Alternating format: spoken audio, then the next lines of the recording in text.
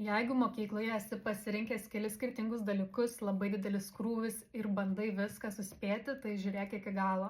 11-12 klasėje mano vidurkis buvo 90, nors turėjau kelis stiprius dalykus - istoriją, literatūrą, anglų kalbą, matematiką, lankiau muzikos mokyklą ir ten bandžiau suspėti visiems egzaminams, aktyviai sportuodavau, lankiau varžybas, todėl pasidalinsiu 3 geriausiais patarimais, kaip viską suspėti. Pasikartok medžiagą prieš pamoką. Jeigu mokytojas įkelia medžiagą prieš pamoką, peržiūrėk visus užrašus ir pasikartok. Tada per pamoką galėsi viską suprasti, o ne tik tais klausyti ir nusirašinėti medžiagą, kad neužmirštum. Vietoj to, kad skaitytum tą patį, pasitikrink žinias. Anksčiau korteles pasikartojimui rašydavau ranką. Dabar naudoju tokį įrankį, kuris vadinasi Astra AI. Ten sukeliu savo skaidrės, užrašus ir sistema pati automatiškai sukuria testus, kartojimuose klausimus, korteles pagal tą mokymosi medžiagą. Tai man sutaupo daug daugiau laiko, negu rašyčiau ranka ir padeda viską išmokti lengviau. Prieš kontrolinius pasidaryk trumpas medžiagos santraukas. Prieš kiekvieną atsiskaitimą visada pasidarau temų santraukas, ypač tų, kurios man buvo sunkiausios. Kėlus visus užrašus į Astra AI,